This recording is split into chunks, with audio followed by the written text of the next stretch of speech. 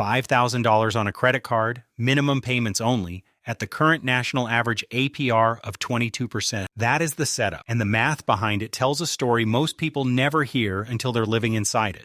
Your first minimum payment lands around $100 a month, which sounds perfectly reasonable, except 92 of those dollars go straight toward interest. $8 actually touch the balance, which means you're paying the bank 11.5 times more than you're paying yourself. And that's where the trap locks shut, because the minimum payment shrinks as the balance drops, stretching a $5,000 charge into a roughly 20-year payoff window. By the time you're done, the interest alone adds up to around $7,000, and the total bill sits close to $12,000. You borrowed $5,000 and the system extracted $12,000. Two proven strategies exist that can crush that same balance in under 3 years instead of 20, and they're called the Debt Snowball and the Debt Avalanche. Today I'm walking through exactly how both of them work, using the same set of example debts so you can compare the results side by side. By the end of this video, you'll know which method fits you, and you'll have a plan you can start tonight. $18.8 trillion. That's the total U.S. household debt figure the Federal Reserve Bank of New York reported at the end of 2025. Credit card balances alone reached $1.28 trillion, a record high that represents 66% growth since early 2021. On a household level, the average family carrying credit card debt owes about $7,900. The average student loan borrower carries nearly $40,000, and the average auto loan balance tops $24,000. All of it adds up to more than $105,000 per household, according to data from major credit bureaus and the Federal Reserve combined. None of this should make you feel worse, because the point of these numbers is the opposite. Nearly half of all credit card holders carry a balance month to month, which means this problem sits at the level of the system, not at the level of personal failure. Minimum payments are designed to keep you paying forever. Congress recognized this back in 2009 when President Obama signed the CARD Act into law, and that legislation is the reason your monthly statement now includes a little box telling you how many years and how many dollars it will actually take to pay off your balance at minimums. Credit card companies had to be legally forced to print that warning. That same law also requires any payment above the minimum to be applied to your highest interest balance first, a detail worth remembering because it matters once we get into strategy. The problem is clear, so now we need the two ways to solve it. Dave Ramsey put the debt snowball into the mainstream with his 2003 book, The Total Money Makeover, where it sits as baby step 2 of his 7-step plan, and it has become the most recognized debt payoff strategy in the country. The mechanics work like this. You list every non-mortgage debt from smallest balance to largest, ignoring interest rates entirely. Then you pay the minimum on all of them except the smallest one. Every extra dollar you can scrape together goes at that smallest debt until it disappears. Once it's gone, the entire payment you were making on it rolls into the next smallest balance, which means the amount attacking each successive debt grows larger and larger, like a snowball rolling downhill. Anyone with a math background will immediately push back on the idea of ignoring interest rates, and Ramsey has a well-known answer to that objection. His line goes, "If we were so fabulous with math, we wouldn't have debt, because personal finance is 20% head knowledge and 80% behavior." What makes that claim land harder than it normally would is the peer-reviewed research behind it. Researchers David Gall and Blakely McShane at Northwestern's Kellogg School of Management studied roughly 6,000 clients of a debt settlement firm and published their results in the Journal of Marketing Research in 2012.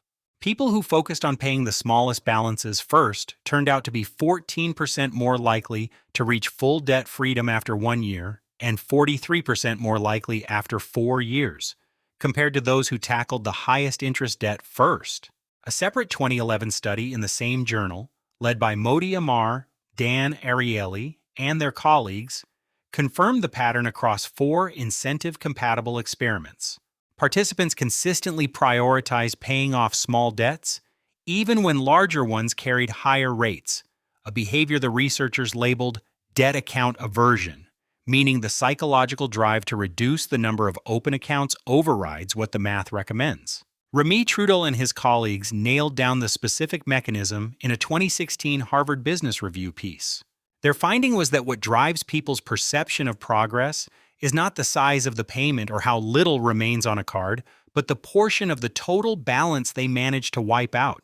Paying off 50% of a $500 debt generates more motivational fuel than paying off 5% of a $5,000 balance, even though the second scenario involves spending more actual cash. That maps directly onto what Teresa Amabile discovered at Harvard Business School after analyzing nearly 12,000 daily diary entries from workers across 7 companies. The single strongest driver of motivation turned out to be making progress, not big wins or bonuses, just detectable forward movement. The Debt Snowball engineers exactly that feeling by handing you early victories as quickly as possible. None of which changes the fact that the snowball costs more in total interest than the alternative, and that trade-off matters. But the peer-reviewed completion rate data tells a story where following through beats optimizing on paper every time, because the best debt plan ever designed is worth nothing if you abandon it 4 months in. On the other side of this debate sits the debt avalanche, sometimes called the debt stacking method, and the people who love it tend to be the ones who run the numbers first.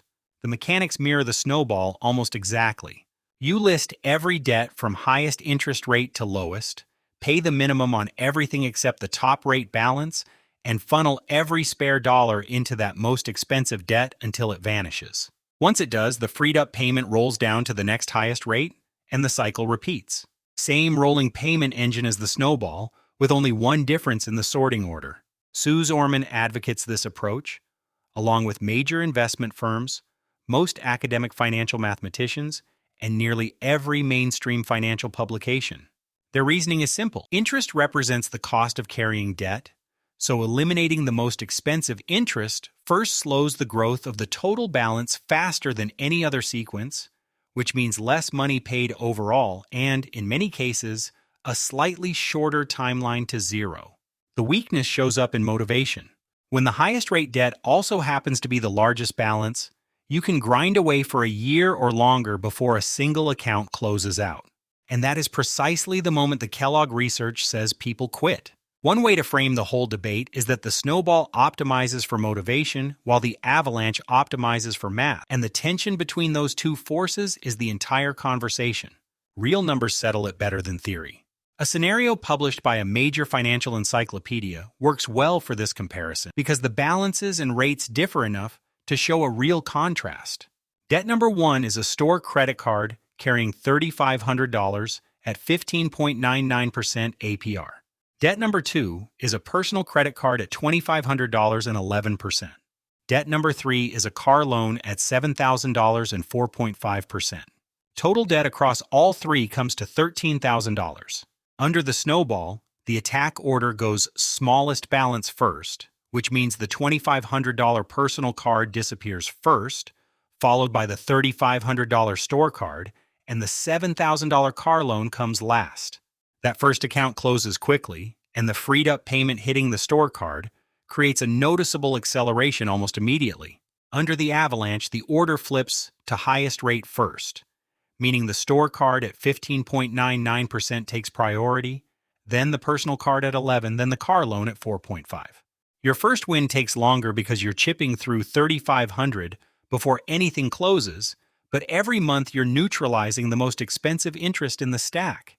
$2,900 in total interest separates the two outcomes in this scenario, with the avalanche saving that amount over the full payoff window. That gap represents real money, no question.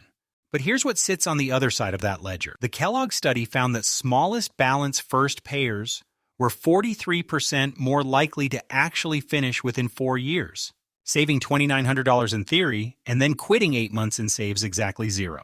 One more angle helps put the whole thing in perspective. A major investment firm published a separate example using larger debts, where the avalanche saved about $5,600 in total interest compared to the snowball. Both methods, though, massively outperformed minimum-only payments in that scenario, with both finishing in under 5 years versus a minimum payment timeline stretching past 30. The gap between snowball and avalanche is a conversation. The gap between either strategy and doing nothing is an emergency. Picking the right method comes down to knowing yourself more than knowing math.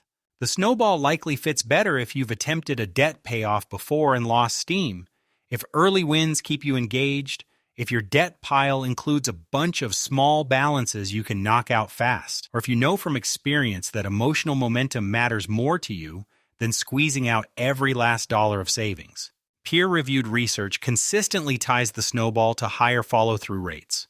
The avalanche likely fits better if you're naturally disciplined and patient, if you're carrying a wide rate spread like a 24% credit card, sitting next to a 4% car loan, or if watching unnecessary interest charges pile up on your statement genuinely irritates you enough to keep going month after month. And here's something most personal finance content leaves out. The actual dollar difference between the two methods tends to be smaller than the debate implies. Across most realistic debt mixes, the avalanche saves roughly 1 to 15% more in total interest than the snowball, which could be a few $100s or a few thousand depending entirely on your rates and balances. Both approaches get you to debt-free years ahead of minimum payments. The worst strategy is whichever one you don't follow through on, and the best strategy is whichever one you actually finish. A third path comes up often enough that it deserves a few minutes, and that path is debt consolidation, where you combine multiple debts into a single new loan or balance transfer credit card. Two main versions exist. The first is a debt consolidation personal loan, which as of early 2026 carries an average rate of about 12.27% according to a major rate tracking service. That sits well below the 21 to 22% average credit card APR, so qualifying for a rate meaningfully lower than what you're currently paying can save real money while collapsing your bills into one fixed monthly payment with a defined end date. The second version is a balance transfer credit card, which typically offers 0% APR for an introductory window of 12 to 21 months, with some cards stretching as far as 24 months. Transfer fees run 3 to 5% of the moved balance, and once the promotional period expires, the rate jumps to the card's standard variable APR, usually 17 to 29%. Results from a 2019 study by a major credit bureau showed that 68% of people who consolidated saw their credit scores improve by more than 20 points, and average card balances dropped from about $14,000 down to roughly $5,800. Those are real outcomes. What makes consolidation dangerous rather than helpful is when it doesn't come paired with changed behavior. Folding $10,000 of credit card debt into a personal loan and then running those newly emptied cards back up doubles the problem instead of solving it. One survey found that only 4% of people who consolidated believed they would actually stay debt-free afterward, and that number tells you everything about the gap between the tool and the discipline required to use it. Consolidation paired with a snowball or avalanche strategy and a real commitment to stop adding new debt can save thousands. Consolidation used as a band-aid without changing spending habits just becomes a trap at a lower interest rate. Your action plan starts now, not next Monday, not the first of next month, because there's a psychological reason the timing matters. Researchers Heng-Chin Dai, Catherine Milkman, and Jason Reese published a 2014 study in the journal Management Science on what they called the fresh start effect. Temporal landmarks like a new week, a new month, a birthday, or any moment a person mentally designates as a beginning make follow-through significantly more likely. Gym attendance in their data jumped 33% at the start of a new week and 50% at the start of a new year.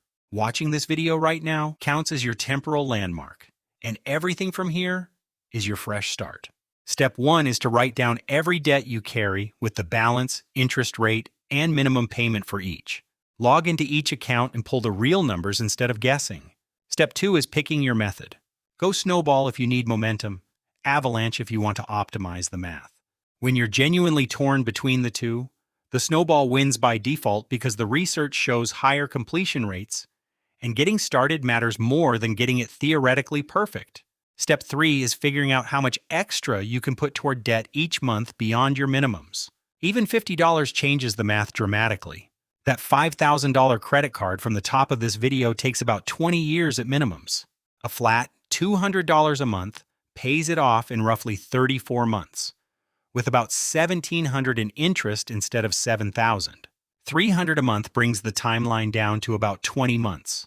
Step 4 is automation, because setting the payments to run without you having to make a decision each month removes the friction that kills follow-through. Step 5 is telling someone, whether that's a partner, a friend, or a family member, because accountability turns a private intention into a shared commitment. U.S. household debt sits at an all-time high of $18.8 trillion, and the average credit card APR runs above 21%. The system was not built to help you escape.